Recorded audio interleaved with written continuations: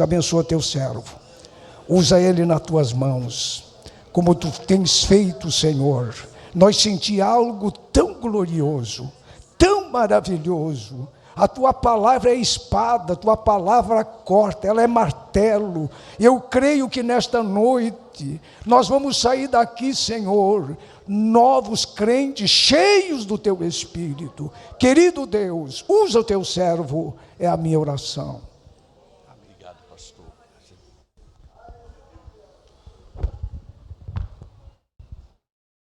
Cumprimento a cada um e a todos com a paz do Senhor, amém?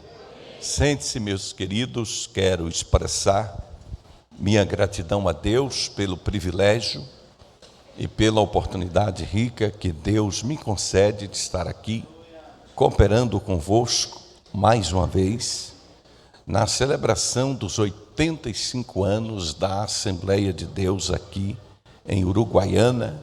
Deus certamente tem dado crescimento a essa obra de uma maneira extraordinária.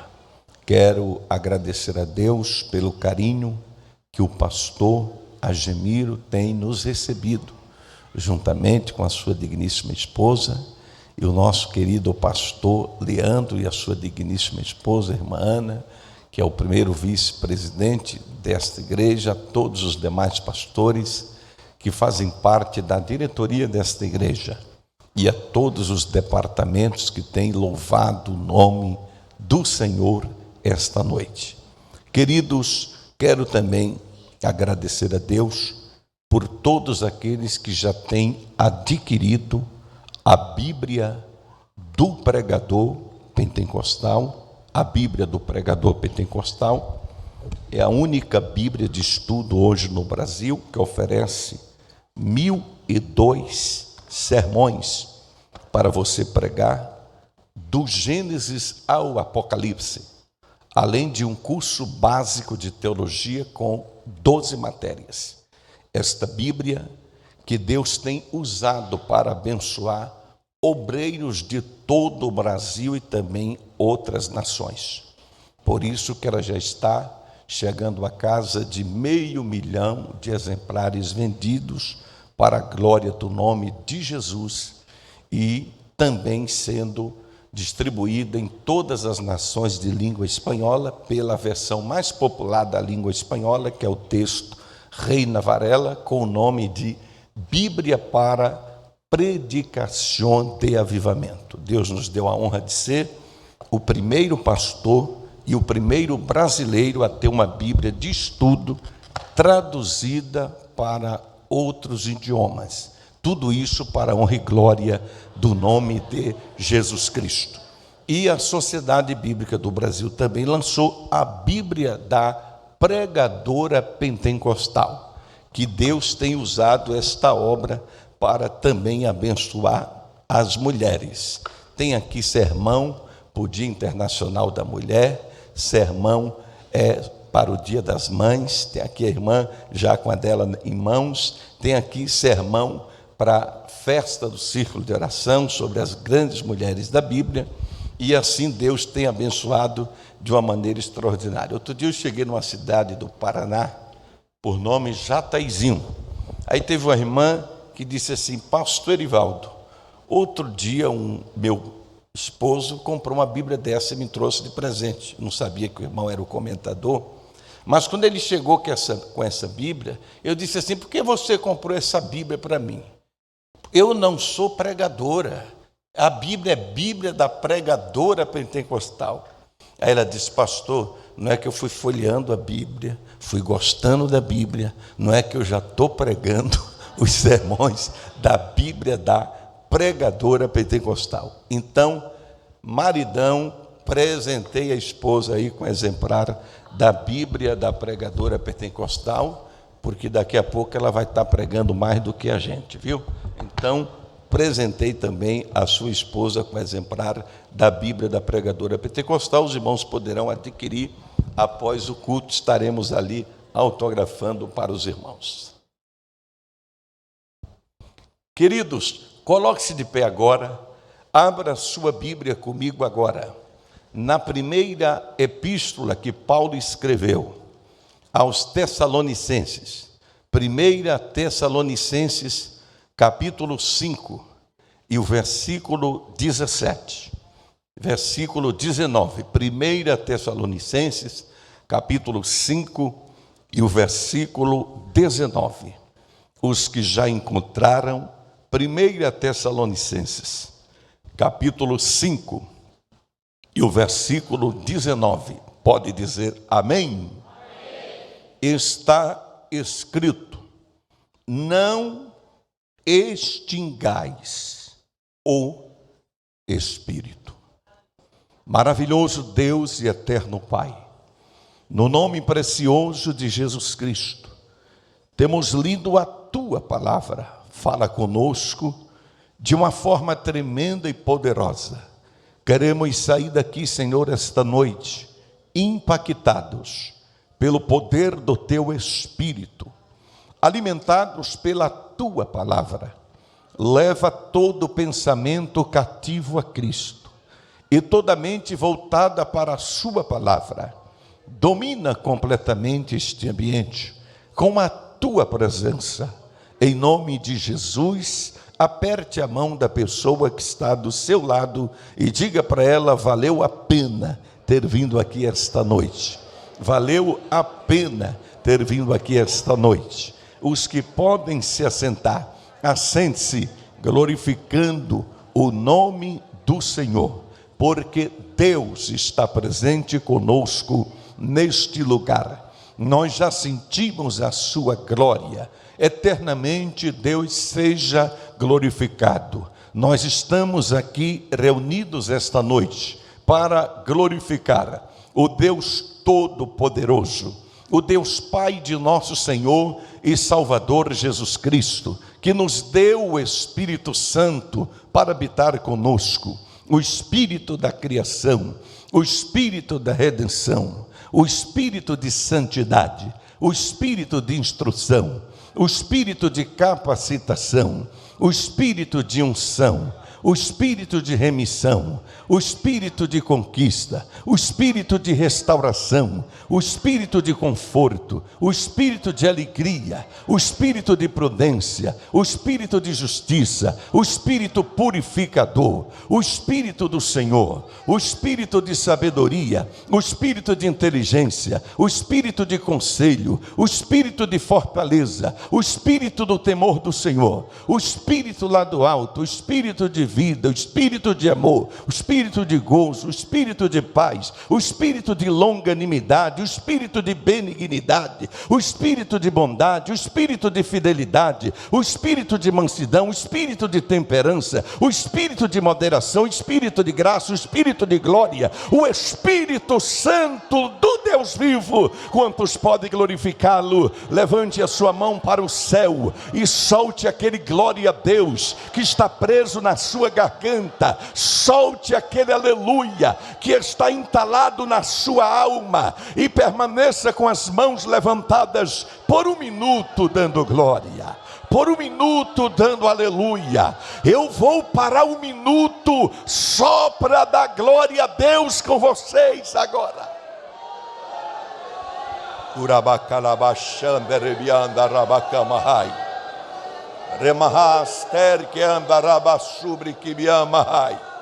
A glória de Deus está neste lugar. A unção do Espírito Santo está neste lugar. Queridos e amados irmãos, em Cristo Jesus, nós temos lido um texto bastante importante da palavra de Deus. Na epístola que Paulo escreveu aos Tessalonicenses, capítulo 5, e no versículo 19: não extingais o Espírito. Interessante, queridos e amados irmãos, quando Paulo escreve essa epístola à igreja de Tessalônica, uma igreja fundada pelo próprio Paulo, a Bíblia vai mostrar a origem da igreja de Tessalônica lá em Atos dos Apóstolos, capítulo 17, após Paulo, queridos e amados irmãos, inspirado pelo Espírito Santo, ser conduzido até aquela região. E Paulo começou em Atos 16, evangelizando Filipos, lá na Macedônia, o portal de entrada da Europa. E dali foi se estendendo a obra da evangelização por toda a Europa, principalmente a Grécia, quando ele chega na cidade de Tessalônica, depois de lá segue para Bereia, depois de lá segue para Atenas, a capital da Grécia, e assim o evangelho vai se expandindo de uma maneira extraordinária. E dentre os ensinamentos que Paulo orientou para a igreja de Tessalônica, Paulo certamente falou da doutrina do Espírito Santo como um dos temas muito principal em suas epístolas. Paulo, ele amava a doutrina do Espírito Santo, e praticamente em todas as suas epístolas ele fala da obra do Espírito Santo. E aqui ele deixa bem claro para a igreja de Tessalônica que eles mesmos haviam recebido o evangelho no meio de muita luta, de muita tribulação. Logo aqui no capítulo 1, versículos 5 e 6, por duas vezes ele faz a referência ao Espírito Santo, dizendo aqui em 1 Tessalonicenses 1, 5 e 6, porque o nosso evangelho não foi a vós somente em palavras, mas também em poder e no Espírito Santo e em muita certeza, como bem sabeis que fomos entre vós, por amor de vós, e não fostes feitos nossos, e vós fostes feitos nossos imitadores, e do Senhor, recebendo a palavra em muita tribulação, com gozo do Espírito Santo. Então veja como Paulo faz questão de enfatizar que a igreja de Tessalônica recebeu o evangelho com muita dificuldade, mas com gozo do Espírito Santo. Paulo novamente faz referência ao Espírito Santo a essa mesma igreja aqui em 1 Tessalonicenses capítulo 4, e no versículo 8, Paulo novamente faz referência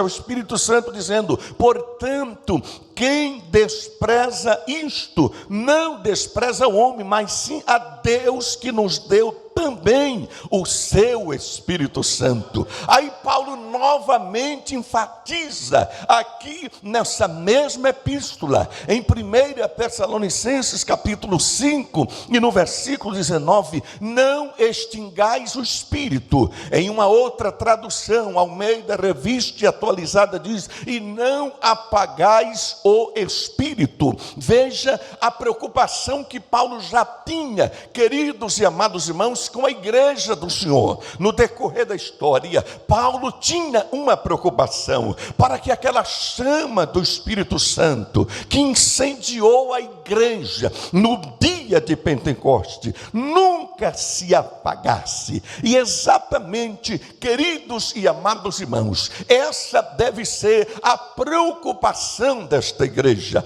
mesmo completando 85 anos, não podemos baixar a guarda, não podemos deixar o fogo se apagar, não podemos deixar a chama pentecostal que ardeu em nossos corações desde o começo desta obra se extinga, e para isso esta igreja precisa continuar servindo ao Senhor com toda a graça, com toda obediência, para que a obra do Espírito Santo continue guiando esta igreja. E assim foi que nasceu a Assembleia de Deus, a obra evangelizadora que impulsionou o avanço dessa igreja. Foi o Espírito Santo que inspirava, que impulsionava os nossos primeiros missionários. Queridos e amados irmãos, Paulo tinha tinha esta preocupação: não extingais o Espírito.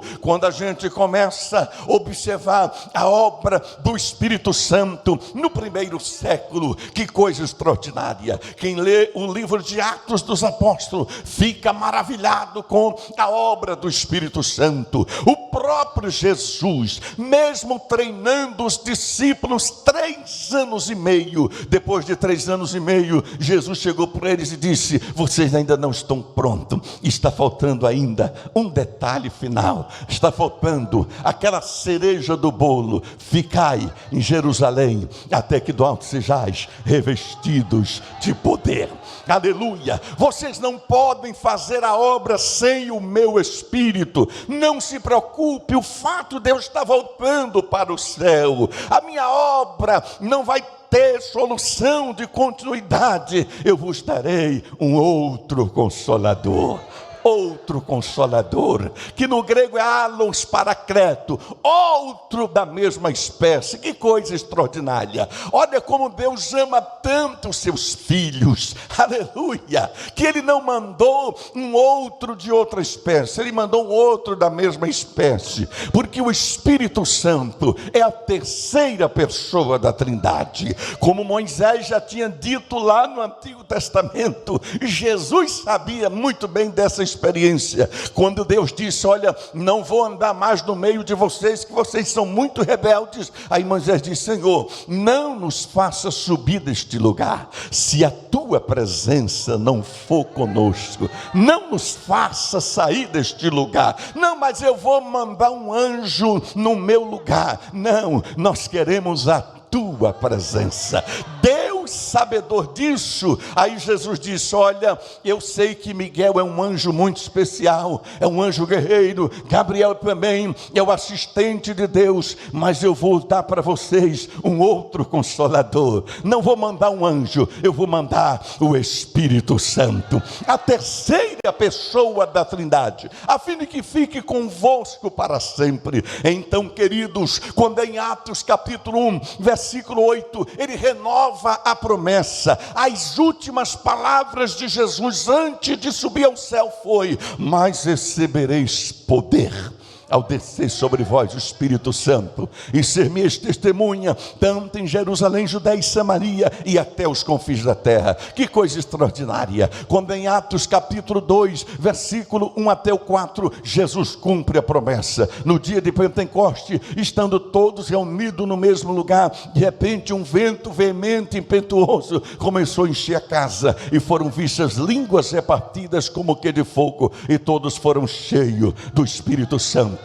Quando em Atos capítulo 3, Pedro e João, cheio do Espírito Santo, levantou um paralítico na porta do templo. Ali foi o primeiro milagre que aconteceu após a volta de Jesus aos céus. Era Jesus dizendo: está vendo, paralíticos andavam, não é só quando eu andava na terra, mesmo depois de voltar para o céu, paralíticos continuarão andando, cegos continuarão enxergando, mudos continuarão falando, surdos continuarão escutando, até mortos continuarão sendo ressuscitados. Que coisa extraordinária! E a gente vê todos esses milagres no livro de Atos dos Apóstolos. A igreja estava crescendo de uma maneira tão extraordinária, que de uma hora só, com o primeiro sermão pentecostal da história, a igreja salta de 120 membros, já vai para 3.000 membros. Quando em Atos capítulo 4, o hall de membros da igreja primitiva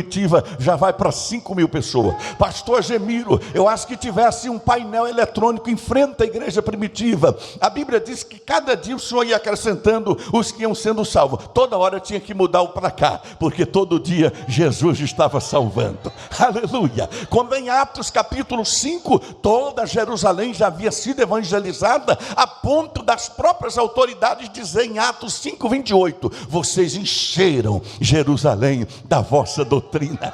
Aleluia! A cidade de Uruguaiana precisa ser cheia dessa doutrina. Aleluia! Quando em Atos capítulo 6, a igreja estava crescendo tanto Santo que já necessitou de escolher obreiros, 7 homens cheios do Espírito Santo e de sabedoria para poder cuidar do departamento social da igreja. Mas um daqueles se destacaram, Estevão, cheio do Espírito Santo. Ninguém poderia resistir ao Espírito e à sabedoria com que Estevão pregava. Em Atos capítulo 7, ele prega um sermão extraordinário, exatamente na tribuna do Sinédrio. Que privilégio, pastor Gemiro, o diácono discursando na tribuna do Sinédrio, onde estavam os 70 notáveis. É isso que Deus faz. E lá no Sinédrio, o rosto do diácono Estevão brilhava como o rosto de um anjo. Aleluia! E ali, queridos e amados irmãos, a Bíblia mostra que em Atos 7, ele foi apedrejado vendo os céus abertos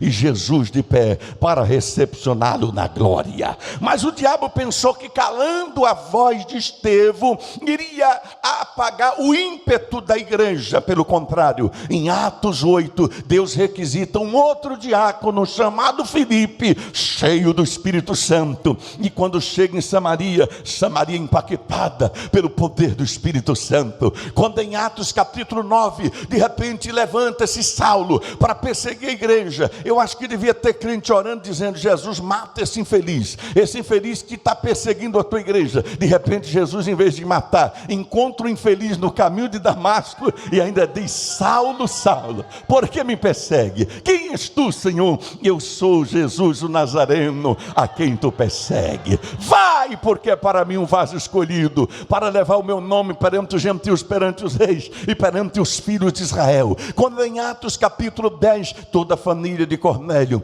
é batizada com o Espírito Santo. Quando em Atos capítulo 11, o evangelho chega com poder à cidade de Antioquia, e eles enviam para lá quem? Barnabé, homem bom, cheio do Espírito Santo e de fé. Quando em Atos capítulo 12, o inimigo estava tão furioso com o crescimento da igreja, que mandou matar Tiago à espada, lançou Pedro na prisão, mas havia oração pela igreja em favor dele. Deus mandou o anjo, livrou da prisão e disse para ele: continua pregando para esse povo as palavras de vida eterna. Quando em Atos capítulo 13 estava a igreja de Antioquia orando, disse o Espírito Santo: separai-me a Barnabé e a Saulo para a obra que eu os tenho chamado. De repente, quando em Atos capítulo 14, as cidades de Listra, Derbe e Icônio são impactadas pelo poder do Espírito Santo. Em Atos 15, primeiro concílio missionário em Jerusalém é concluído na direção do Espírito Santo. Em Atos 16, Filipos é impactada pelo poder do Espírito Santo. Em Atos 17, Tessalônica é impactada pelo poder do Espírito Santo. Em Atos 18, Corinto é impactada pelo poder do Espírito Santo. Em Atos 19, Éfeso é impactada pelo poder do Espírito Santo. Em Atos 20, Troade é impactada pelo poder do Espírito Santo. Em Atos 21 e 22, Paulo é preso, levado para a fortaleza de Antônia, mas ainda assim nas escadarias prega uma mensagem, cheio do Espírito Santo. Em Atos 23, Paulo, cheio do Espírito Santo, evangeliza o Sinédrio. Em Atos 24, Paulo, cheio do Espírito Santo, evangeliza o governador Félix. Em Atos 25, Paulo, cheio do Espírito Santo, evangeliza o governador Festo. Em Atos 26, Paulo, cheio do Espírito Santo, evangeliza o rei Agripa. Quando o rei Agripa viu Paulo pregando, ele ficou tão impactado que ele disse: para, Paulo, de pregar, porque daqui a pouco eu vou virar crente também. Paulo diz: não só você, mas todos aqueles que ouvirem esta palavra. Quando em Atos capítulo 27, Paulo entra em um navio alexandrino com 276 presos para fazer parte da luta de gladiador em Roma, para servir de espetáculo, de diversão na arena do Coliseu, onde leões seriam soltos para devorar aqueles presos. De repente o navio afunda, mas Paulo ganha toda a tripulação para o Senhor Jesus Cristo. Quando em Atos capítulo 28, no navio ancora na ilha de Malta, quando Paulo chega em Malta, Paulo não perdia tempo. O diabo só tinha prejuízo com Paulo. Quando prendia Paulo na prisão, achando que ia ficar livre, Paulo ganhava os presos da prisão, mandava terremoto lá, o carcereiro se convertia, os presos eram soltos. Quando mandava ele ele pelo navio, o navio afunda, Paulo ganha todos os da tripulação para o Senhor Jesus Cristo. O navio ancora na ilha de Malta, Paulo ganha todos os indígenas para o Senhor Jesus Cristo. Até o chefe da ilha, o Públio, foi curado, e toda a ilha de Malta foi impactada pelo poder do Espírito Santo. Quando é no finalzinho de Atos 28, Paulo chega em Roma, e Atos dos Apóstolos é o único livro na Bíblia que não tem fim. Sabe por quê? Porque a história da igreja não termina em Atos 28. Sabe por quê? Quem escreve Atos 29 somos nós. Atos 30 somos nós. Atos 31 somos nós. Atos 32 somos nós. Atos 33 somos nós. E esta noite a Assembleia de Deus em Uruguaiana está escrevendo mais um capítulo na história da igreja. Só quem faz parte dessa história, levante a sua mão e glorifique o nome de Jesus Cristo.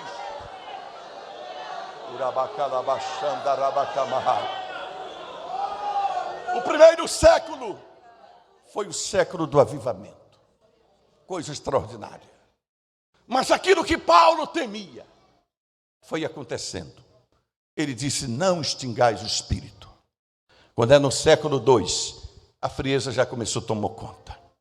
Começou a era dos apologistas, uma mistura de filosofia com teologia. Foram buscar lá no paganismo elementos da filosofia grega para tentar interpretar a Bíblia. Aí veio o terceiro século, surgiu as primeiras escolas teológicas, surgiu a primeira escola teológica do Oriente, fundada por Clemente de Alexandria, lá no Egito. Depois veio a segunda escola, lá fundada em Cartago por Tertuliano. Passamos até então duas visões teológicas do cristianismo: a visão da escola teológica do Oriente e a visão da escola teológica do Ocidente. A visão da escola teológica do Oriente já era mais filosófica, porque de repente se levantou um dos alunos de Clemente, o famoso Origênesis, uma das mentes intelectuais mais brilhantes do terceiro século. Mas ele se apaixonou pelo platonismo e trouxe elementos lá do platonismo para tentar interpretar a Bíblia com a chamada figura alegórica. Passou a alegorizar a Bíblia, a dar uma interpretação alegórica em tudo. Por isso que surgiu o chamado milenismo, quando eles não creem na literalidade do milênio de 1000 anos. E aí começou a frieza a tomar conta. Mas ainda bem que a escola teológica do Ocidente, por Tertuliano, já tinha uma visão melhor, mais parecida com a nossa. Ele ficou indignado com aquela mistura de filosofia com teologia, que ele deu um murro na mesa e disse: o que Atenas tem a ver com Jerusalém? Atenas tem filosofia, Jerusalém tem teologia. Atenas só tem letra, Jerusalém tem Pentecoste. Aleluia. E aí, queridos e amados irmãos, começou a ter mais um equilíbrio. Mas mesmo assim veio a era patrística, a era dos grandes teólogos como Santo Agostinho, como Ambrósio. E de repente, queridos e amados irmãos, a graça foi ficando de lado, o conhecimento se sobrepôs à graça. E aí, queridos e amados irmãos, entrou praticamente naquela era em que a letra sufocou o espírito. Aí veio a frieza espiritual, foi entrando o paganismo na igreja. E de repente, queridos e amados irmãos, quando é no quarto século, o cristianismo se transforma na religião oficial do império, através do Edito I de Constantino em 312. Depois, na oficialização do cristianismo como a religião do império em 380, por Teodósio, o imperador cristão. Aí de repente começou o surgimento, queridos irmãos, do papado em Roma. Roma se sobrepôs para ser a sede mundial do cristianismo. Aí foi entrando, queridos irmãos, outros tipos de pecado, veneração a ídolo. Aí foi entrando a mariolatia, a igreja foi esfriando, o Espírito Santo foi sendo sufocado. Aí começou um período chamado de silêncio do Espírito Santo. Que tristeza. Aquilo que Paulo mais temia: não extingais o Espírito. Extinguiram o Espírito. Mas Deus usou de misericórdia. Mesmo a igreja oficial sufocando o Espírito. Aí de repente o Espírito foi soprando aqui, acolá. Quando é no século VI, o Espírito leva Patrício para a Irlanda e sopra na Irlanda. 120 pessoas se convertem, mais de 300 igrejas são abertas. Era o Espírito Santo soprando em lugares isolados. Depois veio o século XIX. Deus levanta 2 missionários, Cirílio e Metódio, evangeliza os povos eslavos. Depois entramos já, queridos e amados irmãos, na Alta Idade Média, quando é no século XII, Deus levanta um comerciante chamado Pedro Valdo, e ele começa a desejar que a igreja seja igual à igreja de Atos 2. Eram os chamados valdenses, que começou a evangelizar toda a França. Deus já estava preparando o caminho para a reforma protestante. Quando é no século 14, Deus usa John Wycliffe, traduz a Bíblia para o inglês. Era Deus preparando uma forma da palavra de Deus que antes era proibido ser traduzida para outra língua que não fosse o latim. Porque afinal de contas, a Bíblia oficial da Igreja Católica era a Vulgata Latina de São Jerônimo, não poderia ser traduzida para nenhuma outra língua, sobre risco de prisão e até ser queimado na fogueira. E foi isso que aconteceu. Só porque John Wycliffe traduziu a Bíblia para o inglês, mesmo assim não conseguiram matar ele em vida. Depois que enterrou, o Papa mandou tirar os ossos dele, queimar e jogar as cinzas no rio da cidade onde ele nasceu, só porque traduziu a Bíblia para a língua inglesa. Mas Deus estava preparando o caminho para um novo avivamento. Aleluia. Quando chega no século XV, Deus usa o alemão John Gutenberg para criar a imprensa. E quando inventa a imprensa, qual é o primeiro livro impresso no mundo? A Bíblia Sagrada. Aleluia. O maior medo da igreja era a Bíblia chegar nas mãos do povo e o povo descobrir a verdade. Deus estava preparando o caminho para a reforma. Quando é ainda no século XV, Deus levanta John Hus na Boêmia, Jerônimo Savonarola em Florença, na Itália, e começa a pregar tantas verdades que o papado ficou enfurecido, porque ele passou a denunciar os pecados da igreja romana e ordenou os algozes que queimasse João Hus em praça pública. E na hora que estava levando ele para ser queimado, ainda zombaram dele, porque o nome Hus na Boêmia quer dizer ganso. E um dos algozes dizia: estaremos levando hoje um ganso para ser assado no fogo.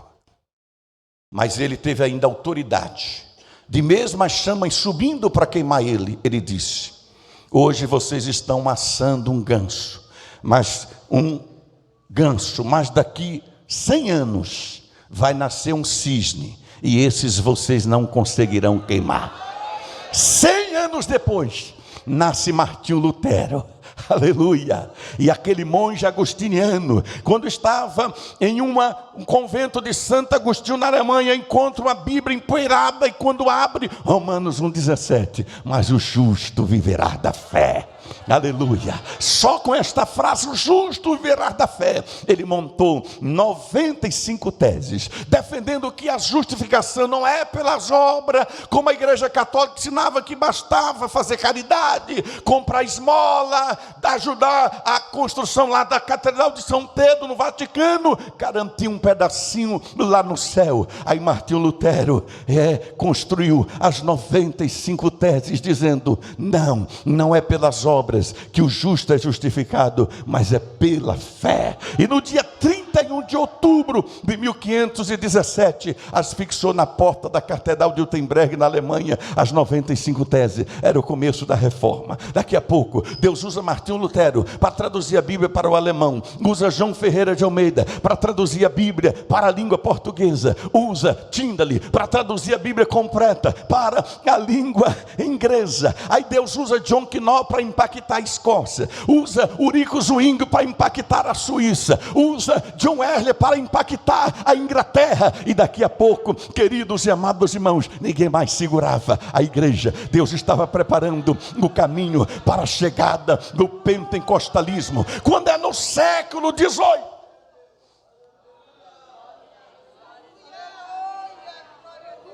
três jovens universitários, um deles chamava John Wesley, o outro Carlos Wesley, o outro George Whitefield, montaram um clube chamado Clube Santo. Só podia fazer parte desse clube quem aceitasse ler a Bíblia 2 horas por dia, jejuar pelo menos 2 vezes por semana e orar pelo menos 2 horas por dia e ler a Bíblia 2 horas por dia também. Só que era uma missão difícil, diz que nunca passou de 15 membros. Mas Deus não precisa de muitos, só de quem está disposto. Quando é numa madrugada, eles foram visitados com poder pelo Espírito Santo, que rolavam no chão, de tão cheio da glória. E dali, daquele clube santo, nasceu quem? John Wesley, que impactou a Inglaterra pelo poder do Espírito Santo, com o movimento wesleyano. Dali nasceu George Whitefield, o pregador das multidões, um homem que quando pregava o microfone para pregar, passava as pessoas montadas no cavalo, eram tão impactadas pela sua pregação, descia do cavalo e colocava a boca no chão, confessando seus pecados, com medo de ir para o inferno. Desse clube santo surgiu Holiness, movimento de santidade. De repente, George Whitefield vai lá para os Estados Unidos, junta-se a Jonathan Edwards, iniciou o grande despertamento americano. Desse despertamento nasceu Charles Spurgeon, príncipe dos pregadores na Inglaterra. Desse avivamento nasceu Moody, célebre ganhador de alma. Desse avivamento nasceu Charles Finney, um homem tão cheio da glória de Deus, que quando ele ia para a estação de trem, pregar o trem, era tanta gente caindo endemoniada no chão, que parecia que ele estava com uma metralhadora metralhando todo mundo, mas não tinha nada na mão, a não ser a Bíblia Sagrada. Pessoas eram impactadas pelo poder do Espírito Santo. Deus estava preparando o mundo para a chegada do pentecostalismo. De repente, queridos e amados irmãos, desse movimento Holiness, movimento de santidade, já entramos no século 20. Surge Charles Fox Parham, que o nosso historiador mencionou aqui. Charles Fox Parham vai para a cidade de Topanga, lá no estado americano do Kansas, funda a escola de Betel, e ele deu uma missão para os alunos: vocês têm 40 dias para estudar Atos 2, e a prova de vocês é descobrir qual é a evidência do batismo com o Espírito Santo. Quando ele volta de viagem, reúne os alunos e diz: vocês descobriram qual é a evidência do batismo com o Espírito Santo? Uma das alunas, uma mulher chamada Agnes Osman, disse: nós descobrimos e constatamos que a evidência do batismo com o Espírito Santo é o falar em línguas. Ele colocou as mãos sobre ela, na mesma hora ela foi batizada com o Espírito Santo. Aquele fogo se espalhou pela sala de aula, mais de 20 pessoas foram batizadas com o Espírito Santo. Começou uma perseguição contra Charles Fox Parham, inventaram tanta calúnia que ele teve que mudar-se do Kansas e foi para o Texas. Quando chega na cidade de Houston, no Texas, abre uma nova escola e dá novamente uma missão: vocês vão estudar Atos 2. E um dos alunos, sabe quem era? William Joseph Seymour. Só que ele era negro, e naquela época do apartheid, negro não podia sentar com branco. Ele não pôde entrar dentro da sala de aula para assistir. Ele teve que ficar na varanda, do lado de fora. Mas olha o que Deus faz, porque Deus usa as coisas fracas para confundir as fortes. Deus usa as coisas loucas para confundir as sábias. Deus usa as coisas desprezíveis para confundir as aprazíveis. Deus usa as coisas que não são para confundir as que são. De repente, quando Charles Fox Parham está ensinando Atos 2, uma fagulha de fogo atravessa toda a sala de aula, vai lá na varanda, cai em cima da cabeça de José William Seymour, e ele foi batizado com o Espírito Santo e com fogo.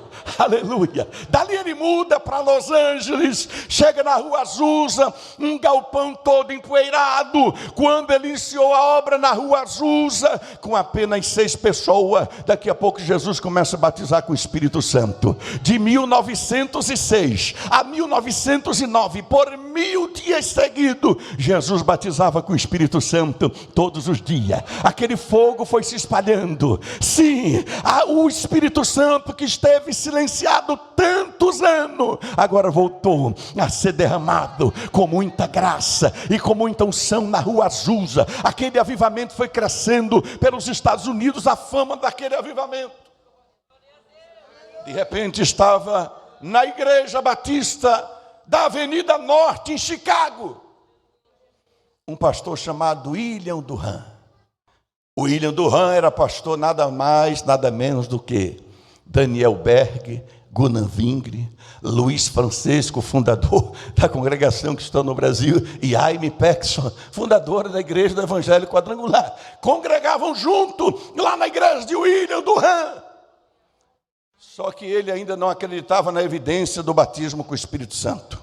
Mas ele ouviu a fama da Rua Azusa. Aí ele viajou para a Rua Azusa, depois de uma semana frequentando, e olha que ele era branco, mas vocês lembram, aleluia, que lá na escola de Charles Fox Parham, negro não podia assistir com branco, e por ironia, na Rua Azusa, o primeiro pastor branco foi visitar o movimento. Quando chegou lá, foi batizado com o Espírito Santo e com fogo, voltou para Chicago pingando azeite, e quando ele prega em Chicago, cheio do Espírito Santo, em uma conferência, Gunnar Wingre é batizado com o Espírito Santo e com fogo. O seu companheiro Daniel Berg já tinha sido batizado no caminho retornando da Suécia, que ele foi visitar os seus parentes e conheceu Levi Petrus, mas já voltou de lá falando em novas línguas, aleluia. Mas quando ele encontrou Gunnar Wingre, aí Deus usa um vaso e diz que tinha uma obra com eles no lugar chamado Pará. Foi procurar lá no Geomapa, descobriu que ficava no Brasil, não tinham dinheiro para comprar passagem. Aí Deus usa um irmão e compra uma passagem para ele de Nova York para Belém, no navio Clemente, que o nosso historiador citou. E quando eles aportam em Belém do Pará, 19 de novembro de 1910, procura uma igreja batista. O pastor do Batista de Belém recebeu eles bem. Daniel Berg Gunnar passou a morar no porão da igreja. Mas quando deu a oportunidade para Daniel Berg, Atos 2 neles. Começou alguém se alegrando aqui, começou alguém levantando a mão aqui. O pastor Batista se assustou com aquilo, não gostou e expulsou eles do porão. E juntamente com eles saiu 18 crentes. E agora? Onde os missionários vão morar? Um daqueles irmãos chamado Henrique. O irmão Henrique disse para eles: não se preocupe, lá em casa tem um quartinho do profeta. Levaram lá para a casa deles, aleluia. Quando é no dia 18 de junho de 1911, primeiro culto na sala da casa do irmão Henrique, quando Daniel Berg começa a pregar Atos 2, Jesus batiza a esposa do irmão Henrique com o Espírito Santo, a irmã Celina de Albuquerque, a primeira mulher batizada com o Espírito Santo em solo brasileiro. Daqui a pouco Jesus batiza a irmã Maria de Nazaré, a segunda mulher batizada com o Espírito Santo. Ela era justamente cearense. Vai lá para a cidade de Tapajé e espalha lá o fogo do Espírito Santo, aleluia. Quando é no dia 24, aliás 15 de abril de 1924, chega Gustavo Nórdolo lá em Porto Alegre e funda a Assembleia de Deus no Rio Grande do Sul. Quando é 24 de outubro de 1938, chega aqui, aleluia, Leonardo Peterson pregando uma mensagem que Jesus Cristo salva, que Jesus Cristo cura, que Jesus Cristo batiza com o Espírito Santo, e em breve voltará. O fogo se espalha por Uruguaiana e ninguém segura essa obra. Levante a sua mão e adore. Levante a sua mão e adore. Bata a mão no ombro do seu irmão e diga para ele: o fogo arderá continuamente sobre o altar, não se apagará. Ninguém vai mais apagar a chama do Espírito Santo. Você vai sair daqui cheio do Espírito Santo. Só quem quer sair daqui cheio, levante a sua mão e dê um glória que eu quero ver. Aleluia. Então bata a mão no ombro do seu irmão e diga para ele: se prepare para o que Deus vai fazer na tua vida. Deus está te treinando para coisas maiores. Pode profetizar isso. Deus está te treinando para coisas maiores. Você vai sair daqui cheio do Espírito Santo, porque Paulo fala em Romanos capítulo 8, versículo 14, que todos os que são filhos de Deus, só quem é filho de Deus aqui, levante a mão e dê glória que eu quero ver. Todos os que são filhos de Deus são guiados pelo Espírito de Deus. Paulo fala em Romanos capítulo 8 e versículo 17, que o nosso espírito testifica com o Espírito de Deus que nós somos filhos de Deus. Paulo fala em Romanos capítulo 14 e versículo 17, que o reino de Deus não é comida nem bebida, mas justiça e paz e alegria no Espírito Santo. Paulo fala em 1 Coríntios capítulo 2 e versículo 4, que a minha pregação não consistiram em palavras persuasivas de sabedoria humana, mas na demonstração do Espírito e de poder, para que a vossa fé não se apoiasse em sabedoria humana, mas no poder de Deus. Está escrito em 1 Coríntios capítulo 12 e versículo 13, que a todos nós foi dado beber de um só Espírito. Está escrito em 2 Coríntios capítulo 3 e versículo 17, que nós somos como carta de Cristo, escrita não com tinta, mas pelo Espírito do Deus vivo. Está escrito em 2 Coríntios capítulo 3 e versículo 17, que o Senhor é o Espírito. Onde há o Espírito do Senhor, aí há liberdade. Está escrito em Gálatas capítulo 5 e versículo 22, mas o fruto do Espírito é amor, gozo, paz, longanimidade, benignidade, bondade, fidelidade, mansidão e temperança. Está escrito em Efésios capítulo 1 e versículo 17, que nós fomos selados pelo Espírito Santo da promessa. Está escrito em Efésios capítulo 5 e versículo 18, não vos embriagueis com o vinho no qual há dissolução, mas enchei-vos do Espírito, mas enchei-vos do Espírito, mas enchei-vos do Espírito, mas enchei-vos do Espírito. Está escrito em 1 Tessalonicenses capítulo 5 e versículo 19, e não extingais o Espírito. Está escrito em 2 Tessalonicenses capítulo 2 e versículo 13, que Deus vos escolheu desde o princípio para a salvação, pela santificação no Espírito e fé na verdade.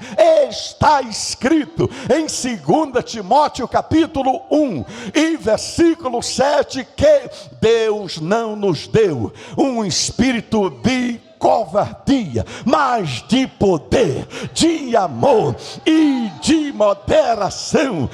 Está escrito em 2 Timóteo capítulo 1 e versículo 14, guarda o bom depósito mediante o Espírito Santo que te foi dado.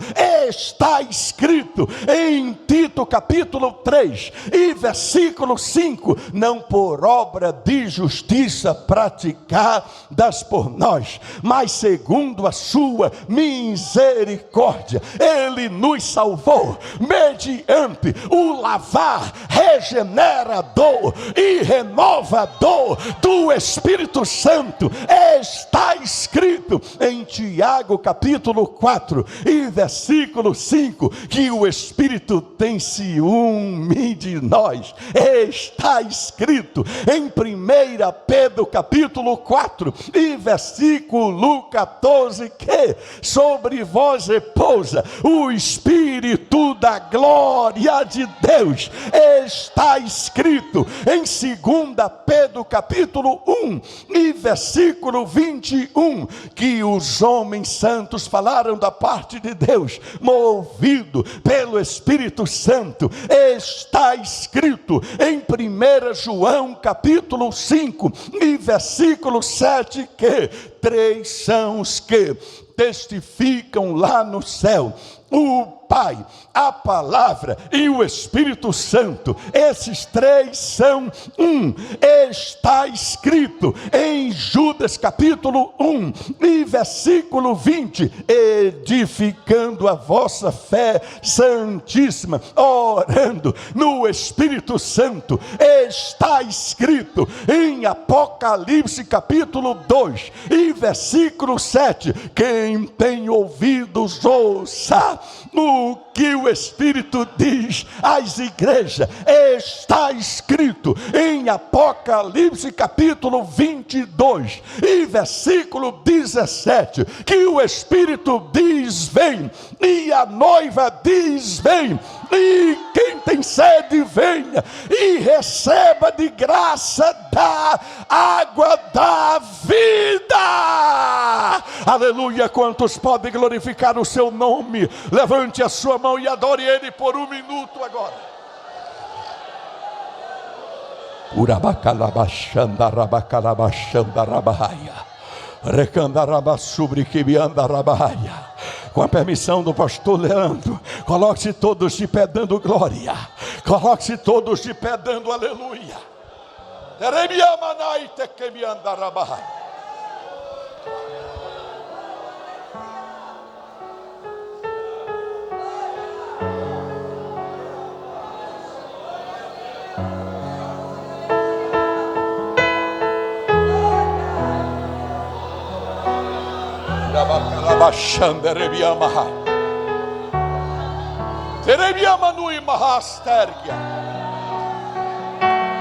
E não apagais o Espírito.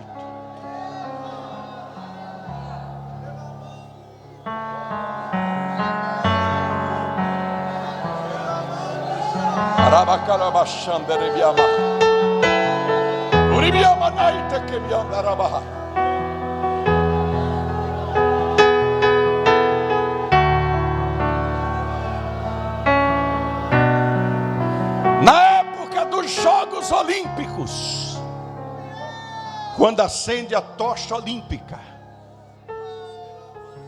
essa tocha vai passando de mão em mãos, não pode mais se apagar. Pode observar, ela vai correndo o mundo e passando de mão em mão. Urabacalabachandarabahai. Essa tocha foi passada por Jesus no dia de Pentecostes da igreja, com a descida do Espírito Santo. A tocha foi passando para os apóstolos, dos apóstolos para a igreja, foi atravessando séculos e mais séculos. Deus manda Daniel Perk quando vingue aqui para o Brasil, passa a tocha para nós os brasileiros. Urabacandarabacamahai.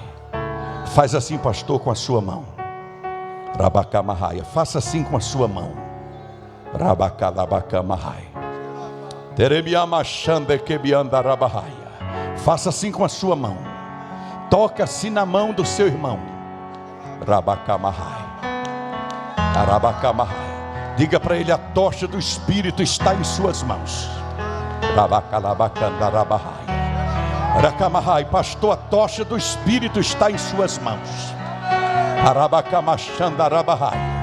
Rabacaia, pastor Leandro, a tocha do Espírito está em suas mãos. Racandarabacaia, vai passando a tocha, vai passando a tocha, vai passando a tocha, vai passando a tocha, vai passando a tocha.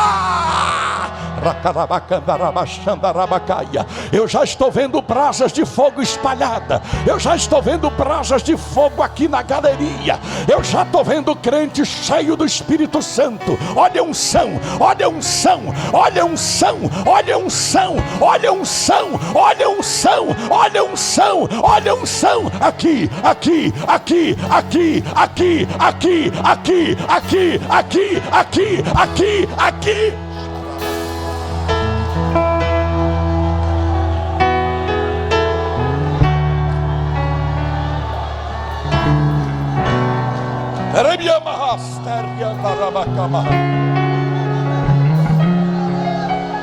Deus vai derramar uma unção contagiante agora. Assim como a unção passou de Elias para Eliseu, a unção vai passar de um para o outro. Pegue na mão da pessoa que está do seu lado aí agora. Eu descobri na Bíblia que a unção contagia, a unção pega. Pode unir os corredores todos de mãos dadas. Pode unir os corredores todos de mãos dadas. Que coisa linda, que coisa linda, que coisa maravilhosa.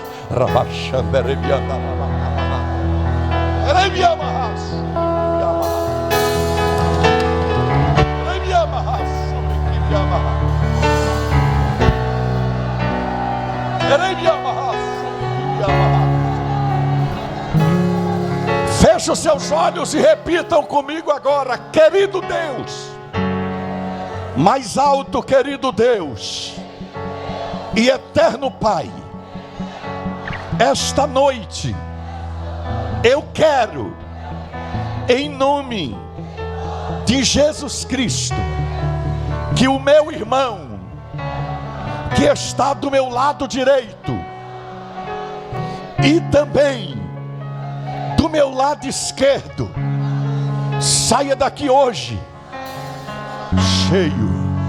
cheio do Espírito Santo, porque agora eu vou abraçá-lo e a unção do Espírito Santo que está sobre mim vai contagiar o meu irmão, e ele vai profetizar e falar em novas línguas. Agora, abrace a pessoa que está do teu lado. Gaste pelo menos 2 minutos orando pelo seu irmão. Declare que Deus está renovando o seu ministério agora. Declare que Deus está renovando sua família agora. Declare que Deus está renovando a sua vida espiritual agora.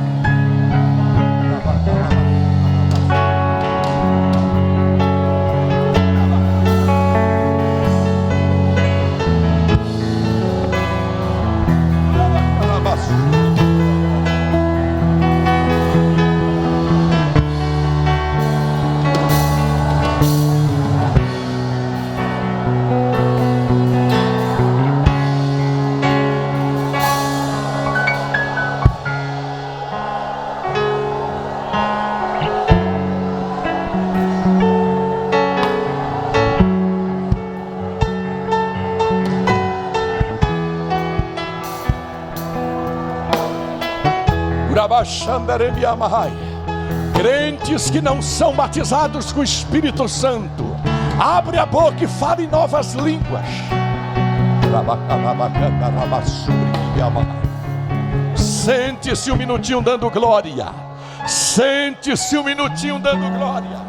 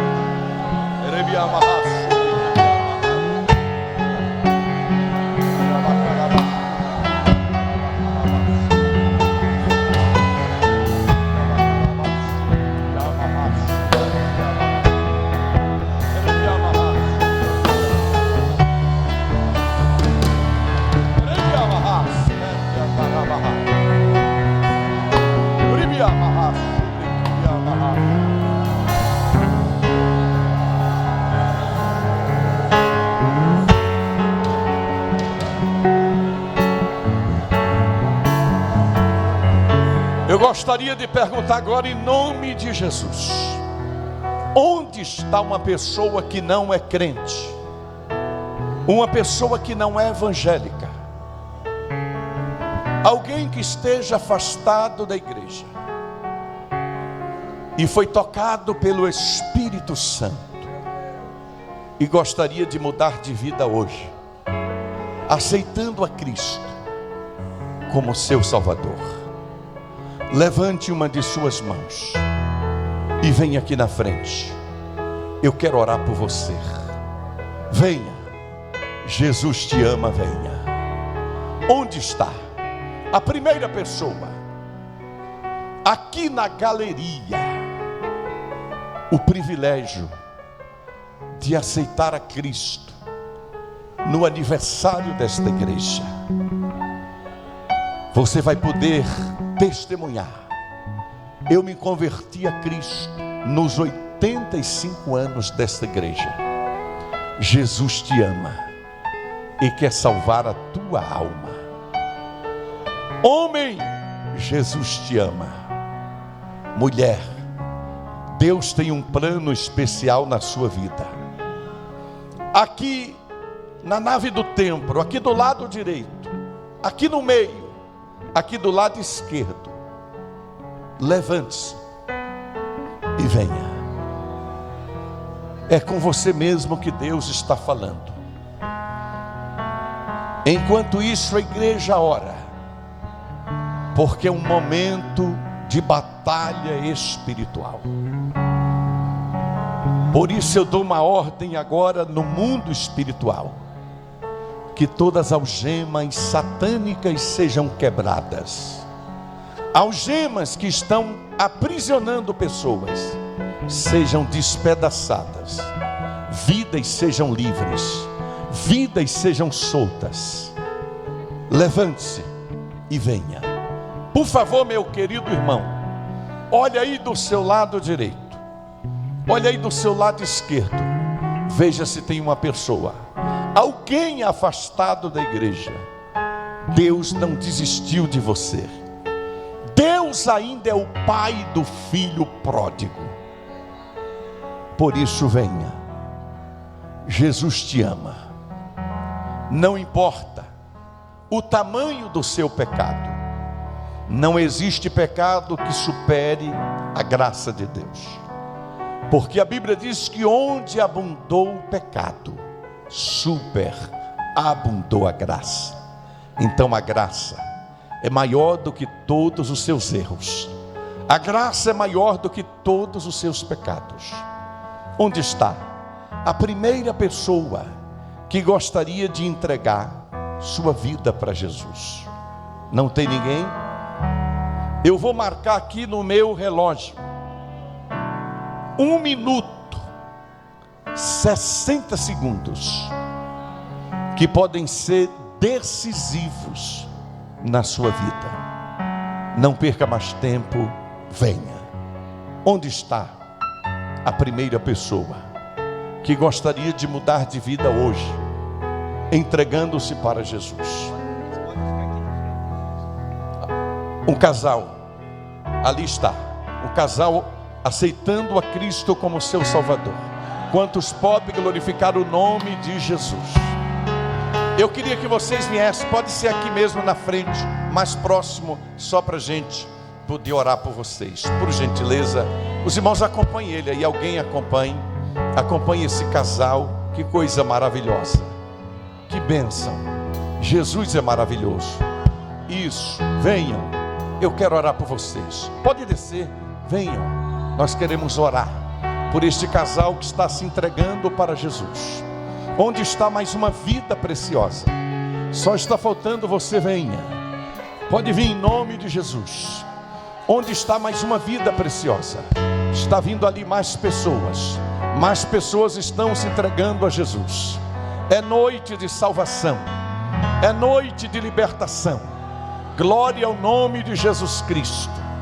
Jesus te trouxe aqui hoje para mudar a sua história. Onde está mais uma pessoa? Onde está mais uma pessoa? Venha. Só está faltando você, venha. Venha para Cristo hoje. A Bíblia diz que há festa no céu quando um pecador se arrepende. O culto desta noite já proporcionou festa no céu, porque vidas estão se rendendo aos pés do Senhor. Tem mais alguém? Se tem, faça assim com a mão. A igreja do Senhor se coloque de pé agora. Vamos orar por essas vidas tão preciosas. Glória ao nome de Jesus. Eles estão chorando aqui, isso é obra do Espírito Santo. É o Espírito Santo que convence o homem do pecado, da justiça e dos juízos. Vamos orar por essas vidas. Coloque a mão no seu coração, feche os seus olhos. Maravilhoso Deus e eterno Pai, em nome do Senhor Jesus Cristo, te louvamos, Senhor, por essas vidas preciosas. Perdoa, Senhor, os seus pecados. Lava suas vestiduras no sangue do Cordeiro. Escreve seus nomes no livro da vida e faz deles cidadãos dos céus, em nome de Jesus, amém.